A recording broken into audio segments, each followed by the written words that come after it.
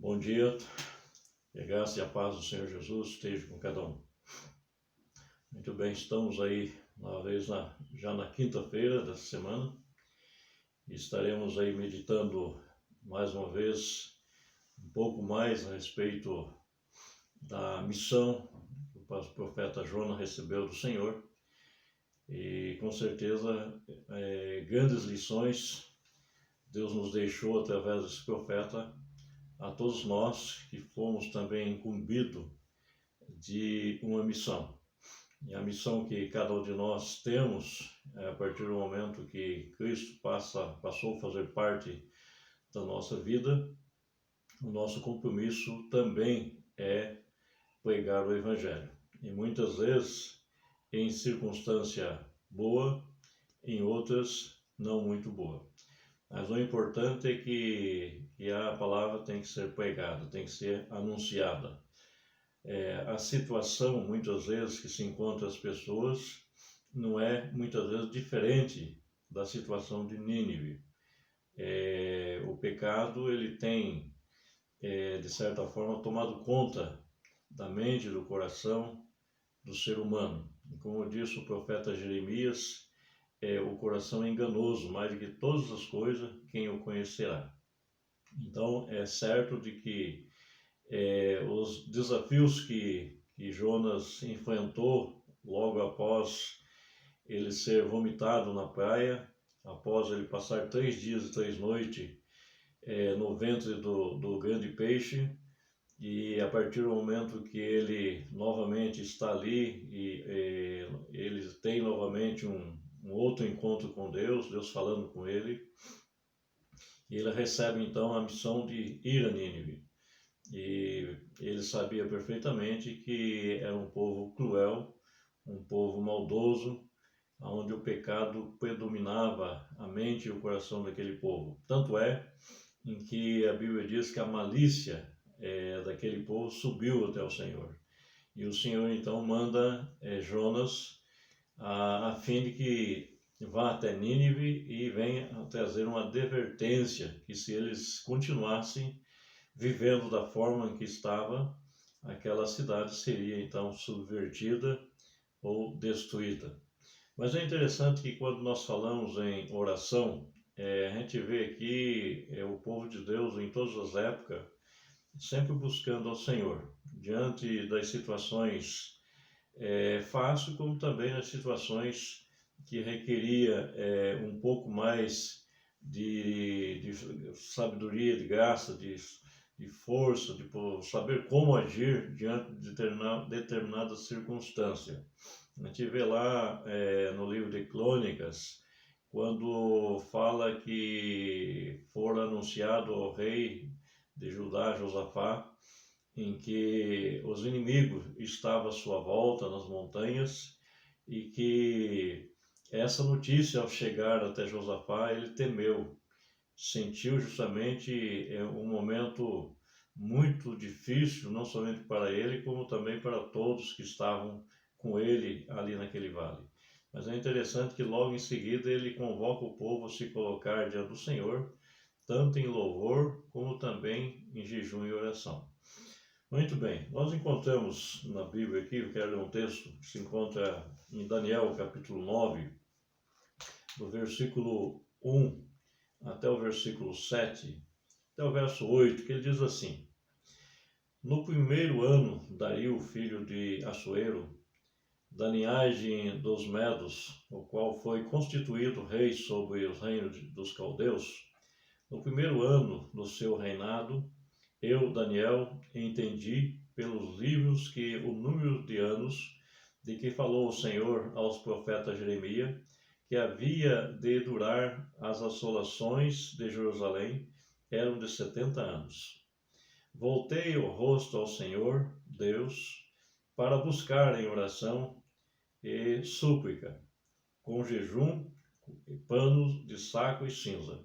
Orei ao Senhor, meu Deus, confessei e disse: Senhor, Deus grande e temível, que guarda a aliança e a misericórdia para com os que o temem e guardam os seus mandamentos. temos pecado e cometido iniquidade, procedemos perversamente, fomos rebeldes, apartando-nos dos teus mandamentos e dos teus juízos. E não temos ouvido os teus servos, os profetas, que em teu nome falaram aos nossos reis, aos nossos príncipes, nossos pais, como também todo o povo da terra. A ti, ó Senhor, pertence a justiça, mas a nós o coroar de vergonha, como hoje se vê aos homens de Judá, aos moradores de Jerusalém, todo Israel, quer de perto, quer os de longe, em toda a terra, por onde tu tens lançado, por causa das tuas transgressões que cometemos contra ti. É interessante essa passagem aqui, irmãos. Talvez alguém possa falar, mas o que isso teria a ver com o estudo devocional de quinta-feira? O que eu quero enfatizar aqui é que em dados momentos o povo de Deus sempre se lembrou das promessas, da misericórdia de um Deus que fez promessa e que sempre cumpriu. Aqui nós vemos nessa passagem quando então Daniel, lá no reino de Medo e Pérsia, logo no início desse império, quando então o Daniel se lembra justamente do que Deus havia transmitido a Jeremias, em que o exílio em Babilônia seria de 70 anos. E foi um momento que aqueles 70 anos, desde que eles foram cativo, levado ao exílio, aquele tempo praticamente chegou ao final. Os 70 anos se terminam. E de repente, ao final desses 70 anos, a gente vê aqui Daniel levantando diante do Senhor um clamor em oração e, acima de tudo, reconhecendo em que eles estão ali, o passaram ali, justamente pela sua falha, pelos seus pecados, por eles ter justamente virado as costas para o Senhor. Então, no versículo 7 diz: a ti, ó Senhor, pertence a justiça, mas a nós o coroar de vergonha, como hoje se vê aos homens de Judá, aos moradores de Jerusalém e todo Israel, quer os de perto, quer os de longe, em toda a terra por onde tu tens lançado, por causa das transgressões que cometemos contra ti. Então há um reconhecimento na oração de que tudo aquilo que está acontecendo, que aconteceu com o povo de Judá e Israel, no exílio, no cativeiro, era justamente por quê? Porque eles agiram de forma a não atentar para o plano, para a vontade de Deus. E por essa razão, eles então pagaram um preço de ter que deixar a sua terra, estar ali como pessoas cativas, sem a liberdade que eles tinham de cultuar, de adorar a Deus, de estar no templo, como sempre foi um dos grandes sonhos do povo de Israel, construir o templo e ter o templo para estar ali, sempre um local fixo, onde eles pudessem estar adorando a Deus. E de repente, tudo isso, devido aos seus pecados, eles acabam perdendo essa liberdade de cultuar, de adorar a Deus naquele local. Mas os 70 anos termina e aqui nós vemos aqui importante esse momento da história, do cumprimento da profecia, quando então Daniel ele lembra disso, ele lembra dessa profecia e começa a orar ao Senhor. E então a gente vê justamente o que aconteceu logo após. Esse povo então, a partir daquele momento, Deus determina através de Dario, de Ciro, dos reis agora que dominavam Médio Pérsia, a fim de que eles retornassem para reconstruir os muros e também o templo. Vamos estar orando nesse momento. Eterno e bondoso Deus, querido Pai que habita nos altos céus. Sabemos, ó Pai, que nós precisamos e dependemos todos os momentos da direção, da orientação e da Tua proteção. Sem Ti, nada podemos fazer. Querido eterno Deus, nós clamamos a Ti para que o Senhor continue abençoando as nossas vidas, nos fortalecendo, Senhor, na fé, nos dando graça, Senhor, para superar os momentos de conflito, de dificuldade, as lutas que muitas vezes temos a enfrentar. Pai de amor, nós queremos agradecer ao Senhor, porque, segundo a Tua palavra, nós estamos vivendo no tempo do fim, no tempo onde as profecias que o Senhor Jesus havia deixado como alerta para todos nós, e quando essas coisas começassem a acontecer, isso seriam os princípios das dores. Portanto, Pai, nós sabemos que estamos vivendo no tempo do fim. Por isso nós pedimos, ó Pai, Tua bênção, Teus cuidados, para que o Senhor nos dê graça e sabedoria, a fim de que possamos sempre estar testemunhando, falando do Teu grande amor a todas as pessoas que assim o Senhor nos permitir falar. Mas que o Senhor nos prepare também para o grande momento da volta do Senhor Jesus. Portanto, Pai, queremos nesse momento, mais uma vez, estar meditando na Tua palavra e pedimos ao Pai que o Senhor nos abençoe. Em o nome do Senhor Jesus. Amém.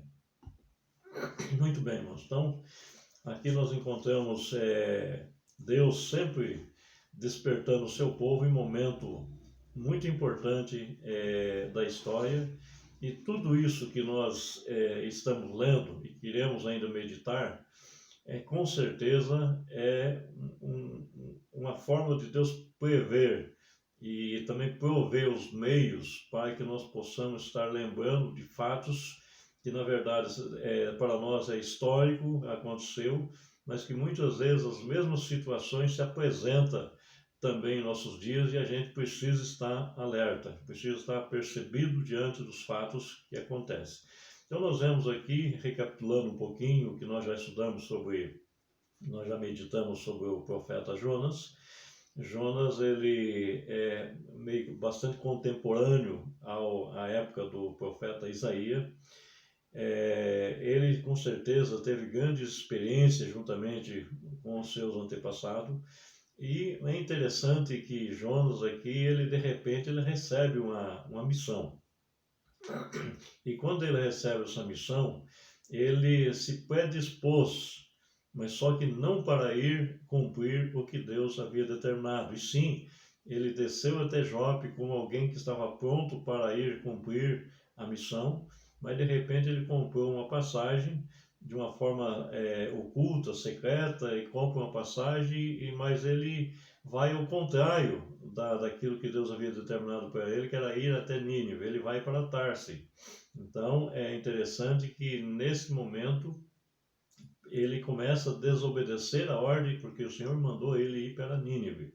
E com isso, então, o que a gente vê nos fatos que está registrado no livro do profeta Jonas, é que ele, com uma passagem, desceu para Tarse, e é interessante que de lá, então, ele compra uma passagem, entra num navio, e ele vai para o porão desse navio. E é interessante que quando a pessoa está desobedecendo, ele não está em ascensão, ele não está crescendo, ele está diminuindo, está cada vez mais descendo. E o texto diz assim que ele, tendo descido para Jope, pagou, pois, por uma passagem, embarcou nesse navio, e a Bíblia diz ainda que ele foi parar lá no fundo do navio, no porão do navio. E aí o que acontece? Quando uma pessoa está desobedecendo, o que a gente vê aqui é justamente que ele começa a colocar em risco as pessoas que estão na sua proximidade. Então o que acontece? Aquela embarcação, praticamente muita coisa se perderam, muitas vidas ali foram, naquele momento ali, sentiu justamente um grande pavor, mas o mais interessante é que Jonas revela em que de fato ele estava fugindo, era de Deus. E diante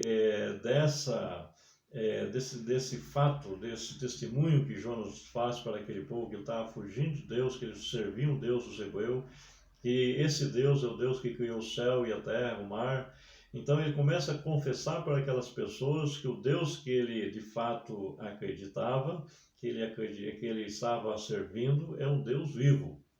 E, portanto, diante disso, ele chama a atenção daquelas pessoas e diz, olha, a única saída que se tem para que volte a bonança, a calmaria novamente dentro do barco, para que o mar se aquiete, a única alternativa é você me jogar no mar. E jogando no mar, ele talvez imaginaria que ele seria morto, e aí então tudo se encerraria por ali.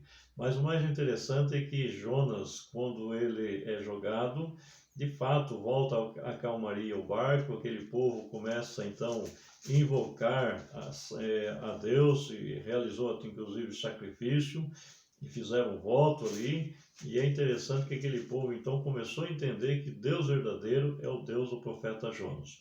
Mas Jonas, após 3 dias e 3 noites, a Bíblia então nos diz que ele orou ao Senhor, clamou ao Senhor, e Deus então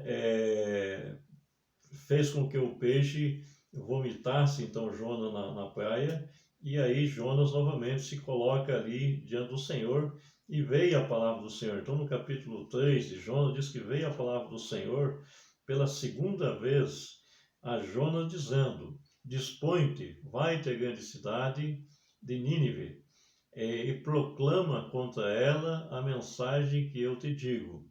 Levantou-se, pois, Jonas e foi a Nínive, segundo a palavra do Senhor. Ora, Nínive era uma cidade muito importante diante de Deus, e de 3 dias para percorrê-la. Então é uma cidade bastante grande, uma cidade, até o texto diz que era uma cidade que tinha aproximadamente 120 mil pessoas. Então é uma cidade razoavelmente grande. Então é interessante que aqui diz que começou Jonas a percorrer a cidade de Nínive, e o que ele estava ali falando? Então o texto diz ali que ele, durante o caminho de um dia, e pregava e dizia: ainda 40 dias e Nínive será subvertida.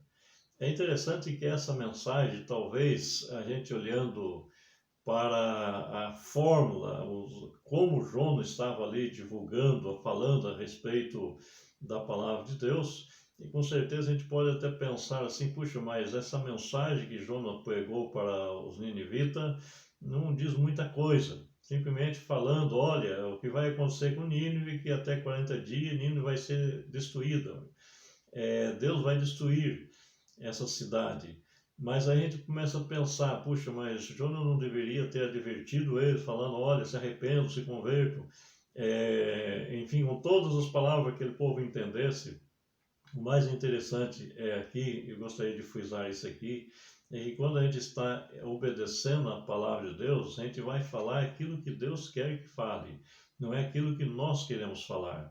Então a palavra de Deus diz que a palavra de Deus veio a Jonas e determina que ele vá até lá, e que ele seria um instrumento na mão de Deus para falar justamente para aquele povo a palavra de Deus. Então, aqui é interessante que o que ele falava: e começou Jonas a percorrer a cidade no caminho de um dia, no versículo 4, e pregava e dizia: ainda 40 dias e Nínive será subvertido. O que aconteceu com os ninivitas? No versículo 5 diz que os ninivitas creram em Deus e proclamaram jejum e vestiram-se de pano e saco, desde o maior até o menor. E chegou essa notícia ao rei de Nínive. E ele levantou-se do seu trono e tirou de si as vestes reais, cobriu-se de pano de saco, assentou-se sobre a cinza e fez-se proclamar e divulgar em Nínive, por mandado do rei, e os seus grandes, nem homem, nem animais, nem bois, nem ovelha, provem coisa alguma, nem os leve ao pasto, nem bebam água, mas sejam cobertos de pano e saco, tanto os homens como os animais. E clamaram fortemente a Deus, e se converteram cada um do seu mau caminho, e da violência com que há nas suas mãos. Quem sabe se voltará a Deus e se arrependerá, e se apartará o furor da sua ira de sorte que não pereçamos. Viu Deus o que fizeram, como se converter do seu mau caminho, e Deus se arrependeu do mal que tinha lhe dito que lhe faria, e não fez. Então, é interessante, irmão, interessante por demais isso que está acontecendo aqui, porque o que Deus faz, na verdade, é usar as pessoas, não sei, no modo geral, os seus filhos, seu servo, como um instrumento de justiça, como um instrumento para a proclamação do Evangelho.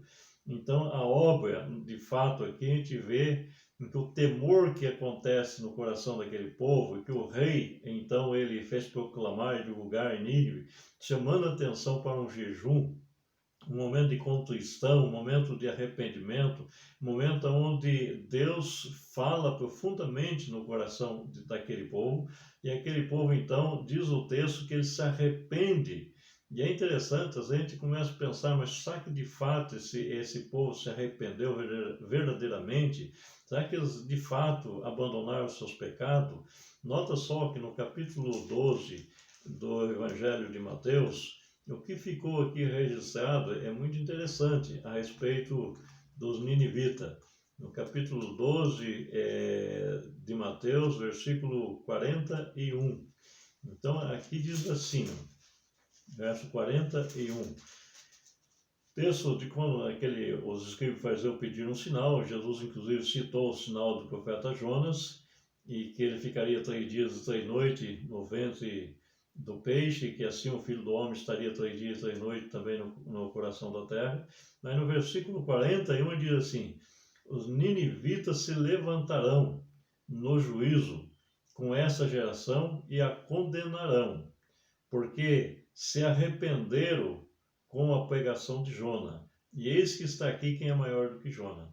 Então, a contextualização que a gente podemos ver aqui, diante do que aconteceu com Jona, o que estava acontecendo ali com a pregação, com a manifestação da graça por meio do Senhor Jesus Cristo àquele povo, é dizendo-se, os ninivitas se levantarão no juízo com essa geração, ou seja, eles estarão presentes também no juízo justamente com aquela geração, e a condenarão. Por que serão condenados aquela geração em que era contemporânea de Jesus? Porque eles ouviram a palavra, agora não foi de um profeta, mas foi de um profeta por excelência, ou seja, o próprio Filho de Deus ali juntamente com eles, e eles não a receberam, não se arrependeram. Então o texto diz, os ninivitas se levantarão no juízo com essa geração e a condenarão, porque se arrependeram, ou seja, quem se arrependeram? Os ninivitas, enquanto que aqueles que eram contemporâneos de Jesus ali não se arrependeram. Com a pregação de Jona, eis que está aqui quem é maior do que Jona, ou seja, ali estava o Filho de Deus, ali estava o Senhor, em que eles puderam ter o privilégio de ouvir agora a palavra proferida pelo próprio Senhor Jesus. E ele diz que ele veio para proporcionar para as pessoas que o recebessem como Senhor vida e vida em abundância. Infelizmente, aquele povo não se arrependeram. E a Bíblia nos fala em vários momentos da importância do arrependimento após ouvir a palavra de Deus. O próprio profeta João Batista, ele veio chamando as pessoas para o arrependimento. Então, o arrependimento faz com que a pessoa se volte, reconheça os seus pecados, se converta a Deus e mude de estilo de vida, forma de agir, de viver. E é por isso que diz lá o apóstolo Paulo que aqueles que estão em Cristo passam a ser novas criaturas.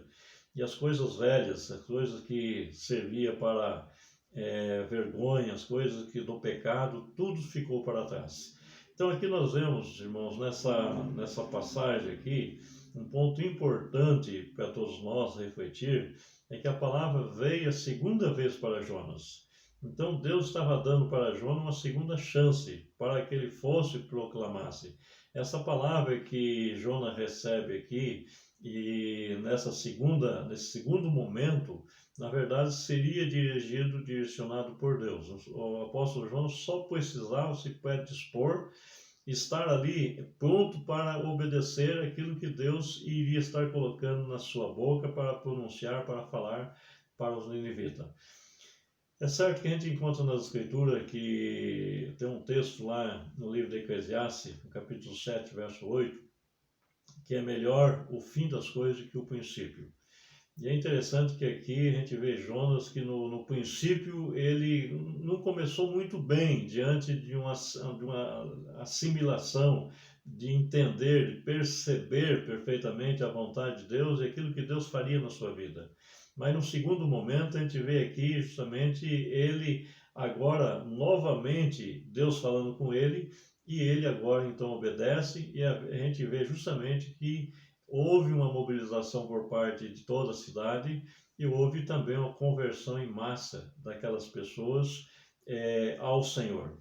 Tem um texto lá também que Jesus fala assim que determinado reino do céu é semelhante a alguém que chegou e convidou, né, dois irmãos, convidou os dois, um deles falou assim que ia e de repente não foi. Mas o outro disse que não ia e depois repensou e foi.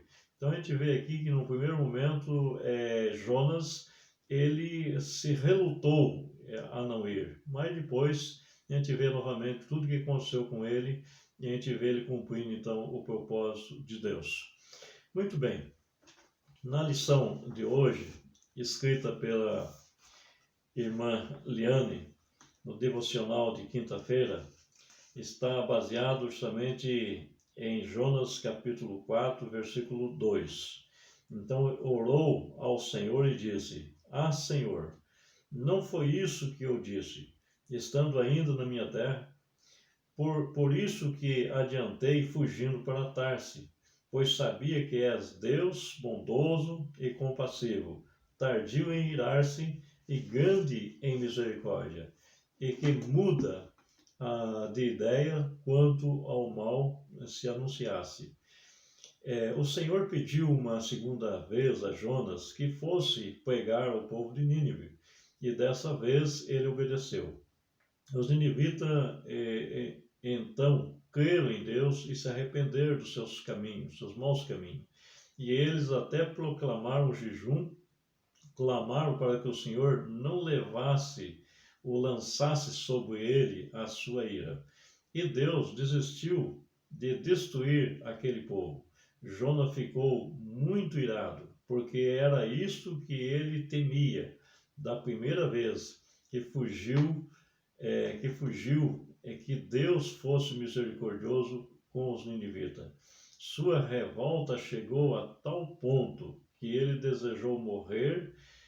Muitas vezes somos assim como Jonas. Queremos que as coisas aconteçam conforme nós achamos que deva ser, conforme os nossos pensamentos, o sentimento. Mas as nossas justiças são como o trapo de imundícia. Em Isaías 64, 6. Por isso devemos confiar no que Deus faz e no que Ele manda fazer, mesmo que não seja do jeito que entendemos ou desejamos, pois a vontade dele é sempre boa e perfeita e agradável.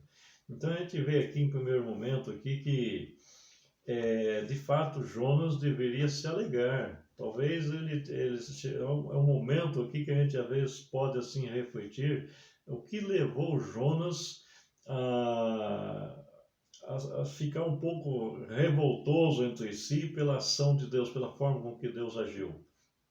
Às vezes, para nós assim, talvez seja fácil assim, a gente olhar para Jonas, o que Jonas ele deveria nesse momento ali, ao ver aquelas pessoas, o rei então convidando o povo, convocando aquele povo a estar de jejum, a uma constrição, um arrependimento, Jonas poderia ficar feliz com isso. Mas por que Jonas estava revoltado? A princípio a gente vê que essa cidade fez muito mal ao povo de Israel. O povo de Israel sofreu muito com os assírios e muitas vezes foram afrontados. Então, o que passava pela mente, não somente das pessoas que compunham o povo de Israel, como também os profetas, que esse povo deveria ser exterminado, esse povo não devia usar de misericórdia com eles.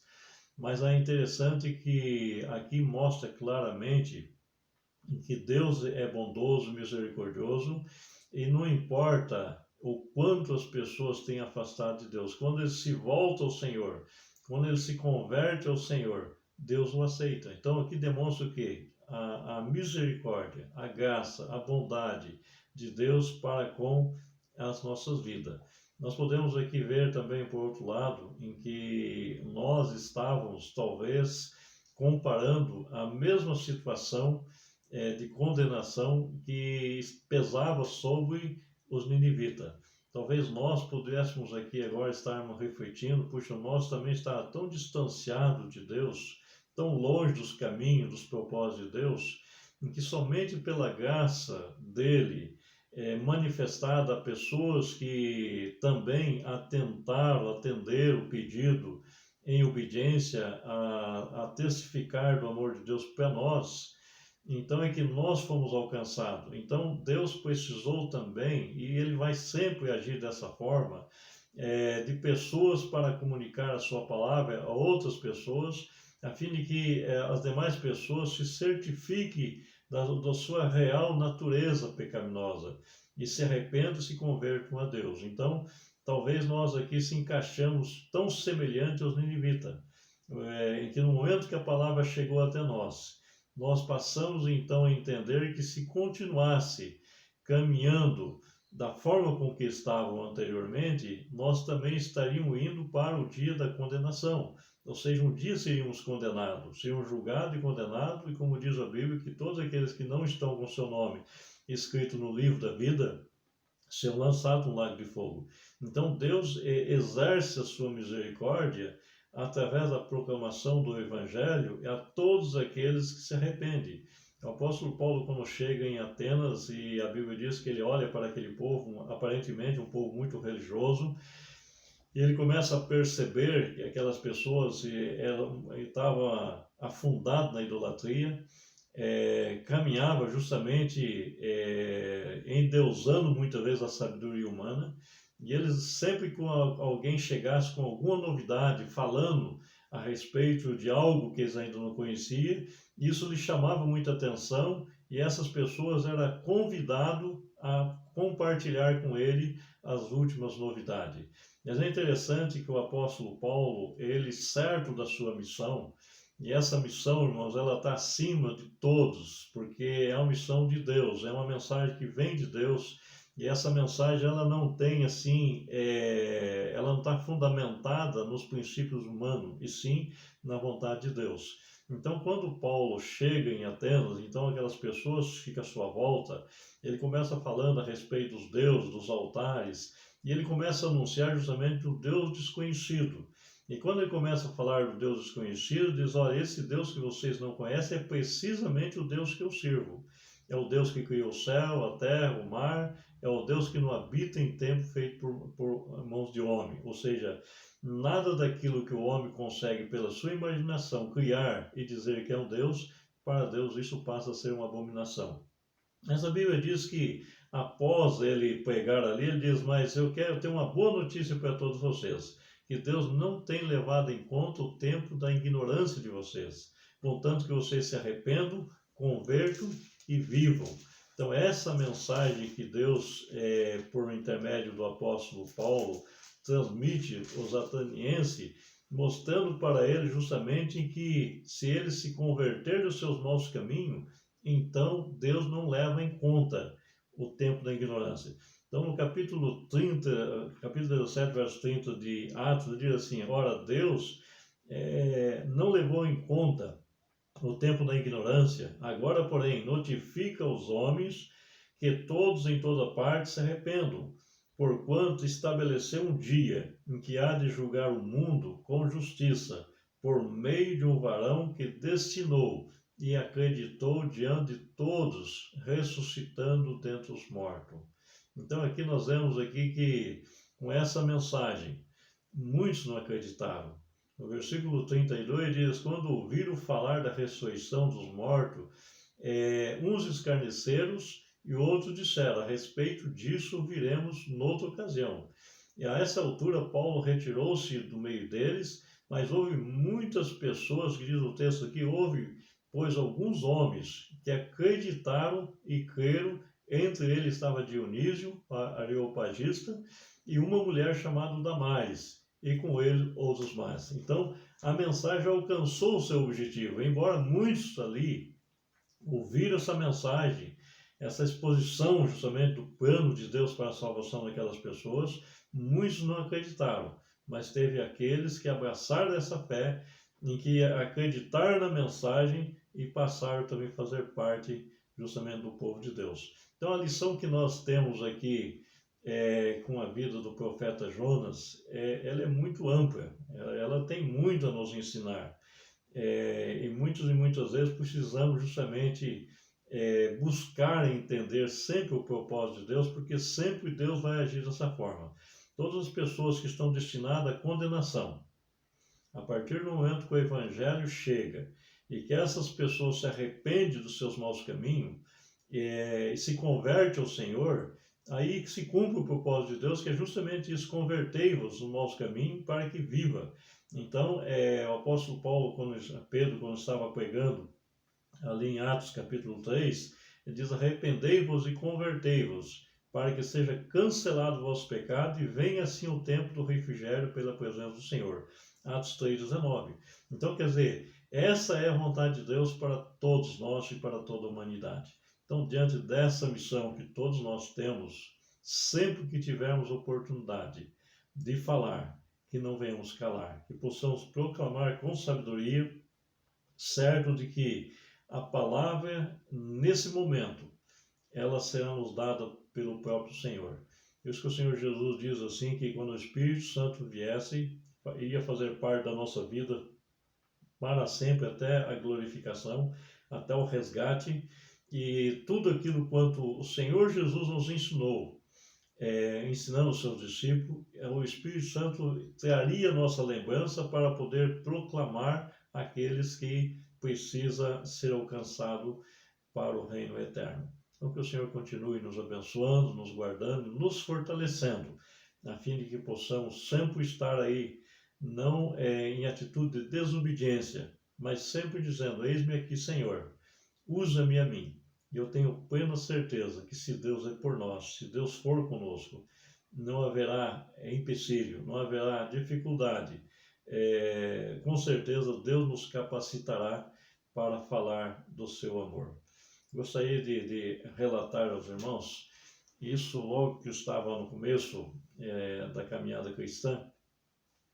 Eu estava namorando a Alzira e eu ia aqui de Joinville até São Bento, e lá nós tínhamos então o irmão Israel Nunes Lopes, já é falecido, e a gente se hospedava então na casa dele. Então eu ia na sexta-feira, ficava sábado, domingo à tarde retornava para Joinville. Então eu lembro que num sábado desse que a gente foi para lá, a gente participou com ele da escola bíblica, e quando nós retornamos para a casa dele, então ele pediu para que a sua esposa preparasse lá o almoço para a gente, e que eu teria uma visita a fazer com ele. Isso era por volta ali das 11 e pouco.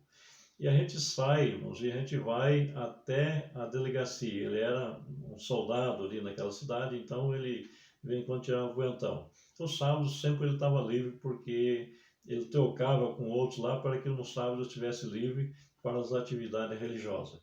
E nós fomos até lá. Chegamos até lá, ele dirigiu-se à pessoa responsável, que estava lá, o carcereiro daquele dia, que estava guarnecendo aquela delegacia, e havia ali muitas pessoas, em torno das 30, 40 pessoas ali, presas ali, em um cubículo, um local ali. Então ele pediu para que esses presos fossem retirados.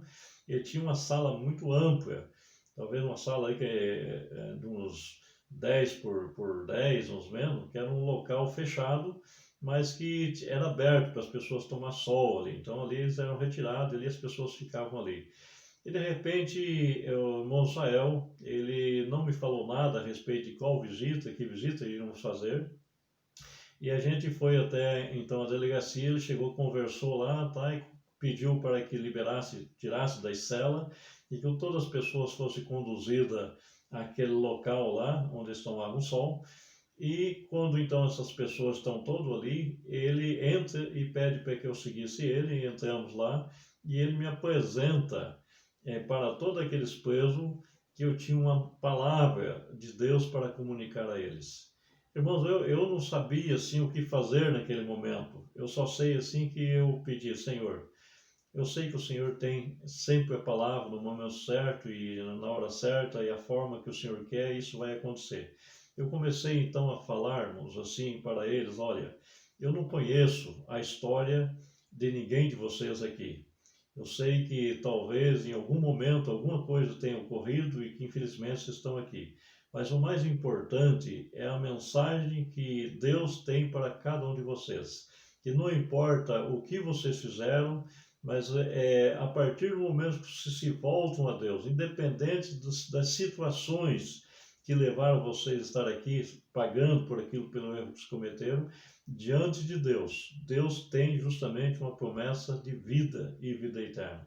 Então, Deus me deu graça para estar ali falando para aquelas pessoas ali, de uma forma assim que me trouxe uma paz muito grande, assim, em saber que diante de um momento tão complexo assim, assim inesperado, de repente Deus nos usa assim. E o mais interessante é que essa palavra que apazigua, que traz a paz, que traz conforto para aquelas pessoas que ouvem, mas muito mais para a gente que fala. Então eu saí dali realizado, feliz por poder ver que Deus me usou e que não permitiu com que eu viesse me envergonhar diante de pessoas ali, que a gente não sabe a história de cada um tem as histórias as mais diversas possíveis, e com certeza pessoas mais estavam ali, pessoas que impiedosas estavam ali, mas Deus deu a graça de não focar no problema das pessoas, mas sim na solução que Deus tem para as pessoas.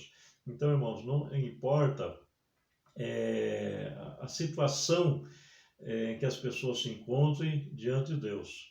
Quando essas pessoas se voltam a Deus, se arrependem, assim como aconteceu com os ninivitas, que o rei determinou que tudo ali houve uma mobilização para que se voltasse ao Senhor, e o Senhor Jesus diz que eles estarão no dia do juízo e com certeza para receber também a sua recompensa. Irmãos, que não venhamos cansar de fazer o bem. Transmitir a sua palavra é um bem maior que transforma as vidas das pessoas, que lhe dá o grande privilégio de um dia também estar na presença do Senhor.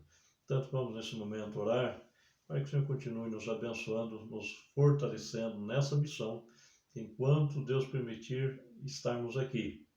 Com certeza devemos estar muito bem alertado e focado nessa missão, que é transmitir o Evangelho às pessoas que precisam conhecer o plano de Deus para a salvação.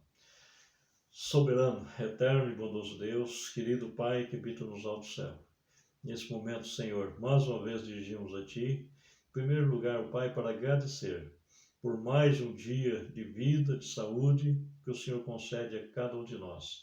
Te louvamos, ó Pai, pelo sol que brilha.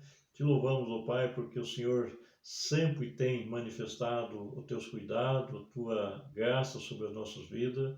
E clamamos, ó Pai, também a tua bênção em favor do teu povo, da tua igreja espalhada em toda a terra.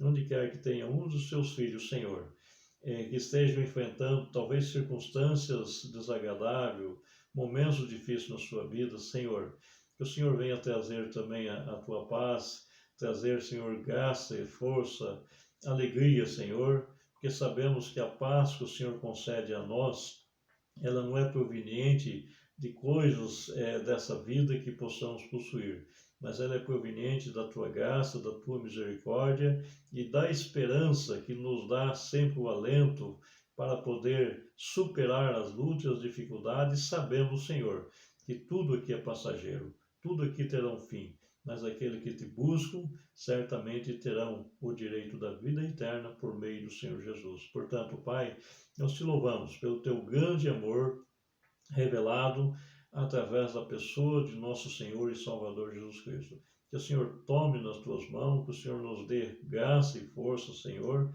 que teu Santo Espírito tenha toda a liberdade para agir na nossa vida, para nos conduzir sempre, Senhor, ao centro da tua vontade, e que assim possamos andar, Senhor, todos os dias das nossas vidas.